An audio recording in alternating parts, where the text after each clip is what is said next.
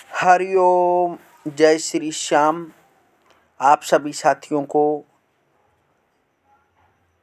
आशा करते हैं कि महामाई की कृपा, श्री श्याम जी की कृपा आप सभी भक्तों पर इसी प्रकार बनी रहे। साथियों, मोक्षदा एकादशी कब रहने वाली है और मोक्षदा एकादशी कब प्रारंभ होगी और मोक्षदा एकादशी का क्या महत्व है और मोक्षदा एकादशी का व्रत का पारण कब होगा, क्योंकि मोक्षदा एकादशी सभी एकादशियों में बहुत ही महत्वपूर्ण एकादशी है। क्योंकि इस दिन व्रत करने से भगवान श्री कृष्ण की कृपा प्राप्त होती है और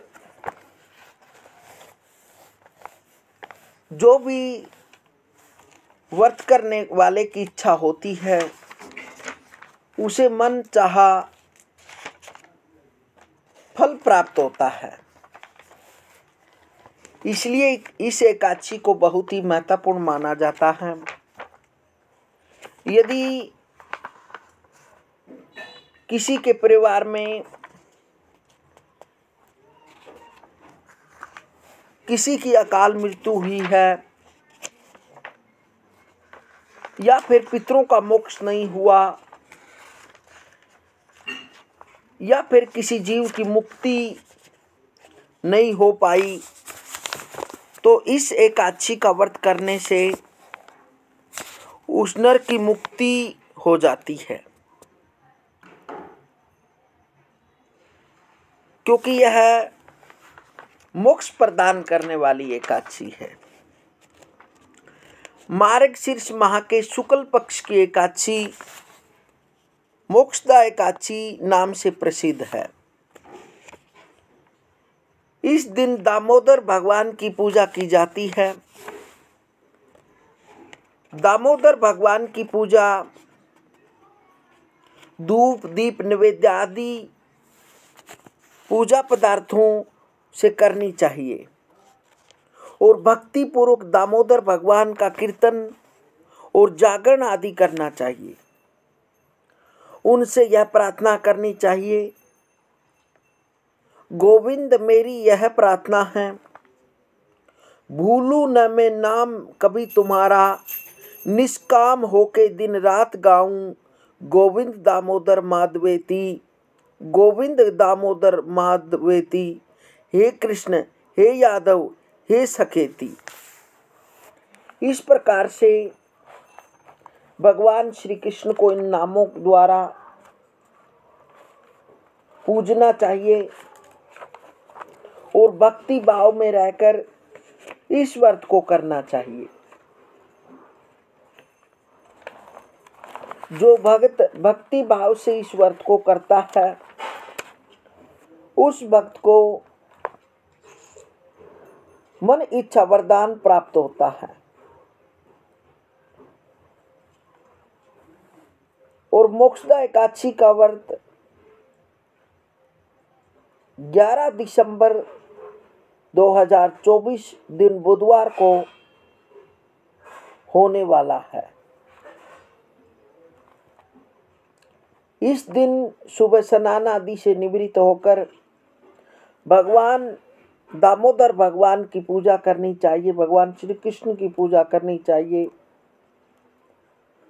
और मोक्षदा एकादशी व्रत की कथा सुननी चाहिए। जो भक्त श्रद्धा भाव से व्रत को रखते हुए इस व्रत की कथा को सुनता है तो वह इस लोक में सभी प्रकार के सुख प्राप्त करता है। मोक्षदा एकादशी व्रत की कथा इस प्रकार से है, क्योंकि मोक्षदा एकादशी व्रत जो एकादशी तिथि है इसी दिन गीता जयंती भी मनाई जाती है। गीता जी का जन्म मंगशीर सुद एकादशी को हुआ था। गीता जयंती को गीता जी की सारी सामग्री से पूजा करें, आरती कर प्रसाद चढ़ाएं, गीता जी का पाठ करें और इस दिन भक्ति भाव से श्री कृष्ण भगवान की पूजा करके श्रीमद् भगवत गीता का पाठ करना चाहिए। यदि इस प्रकार से इस व्रत को करते हुए रात्रि को भगवान श्री कृष्ण का कीर्तन करना चाहिए। जो भक्त श्रद्धा भक्ति से इस विधि विधान से पूजा करता है, भगवान श्री कृष्ण की उस पर कृपा होती है।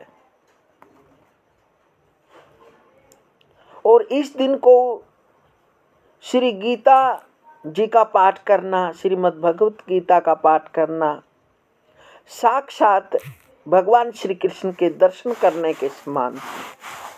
जो भक्ति भाव से श्री कृष्ण जी की प्रतिमा के सामने बैठकर भगवान श्री कृष्ण की पूजा करके उसके बाद सामने बैठकर श्रीमद् भगवत गीता का पाठ करते हैं, तो उस भक्त को सभी इच्छाएं प्राप्त होती हैं। और यदि आपको लगता है कि आपके घर में किसी जीव की मुक्ति नहीं हो पाई, या स्वप्न के माध्यम से, या फिर कोई आभास होता है कि आपके पितर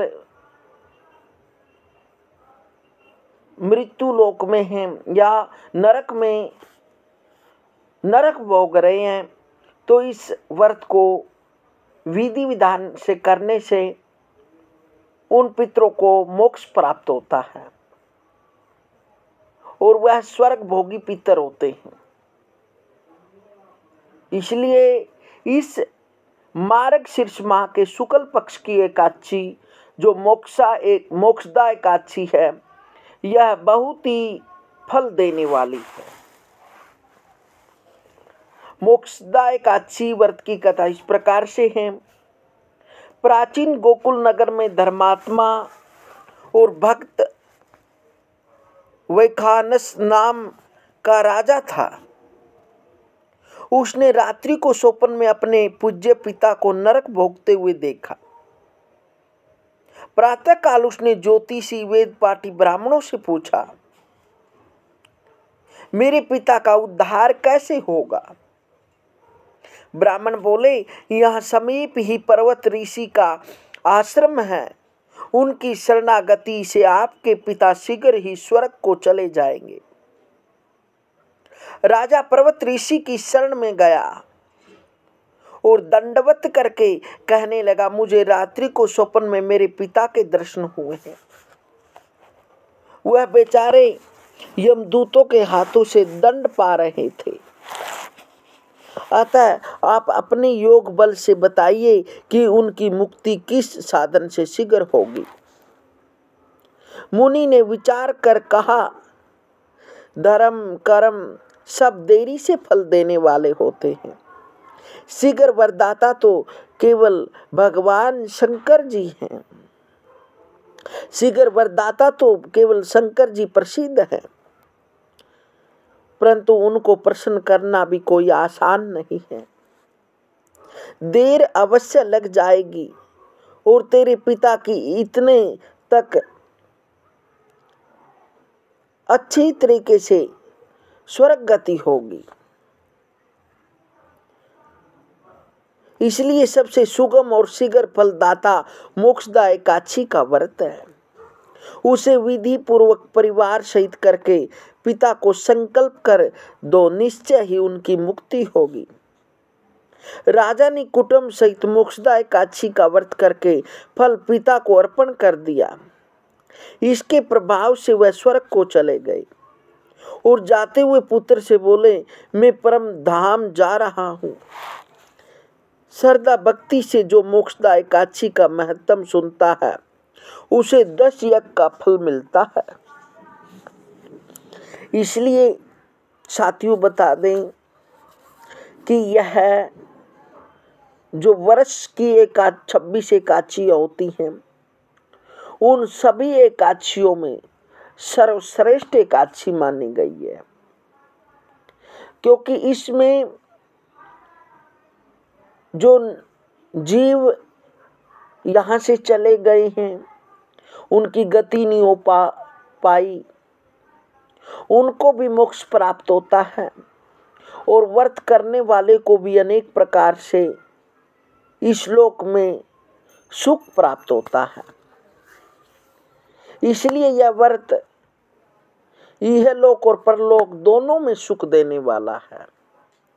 इसलिए इस एकादशी का व्रत विधि विधान से करना चाहिए।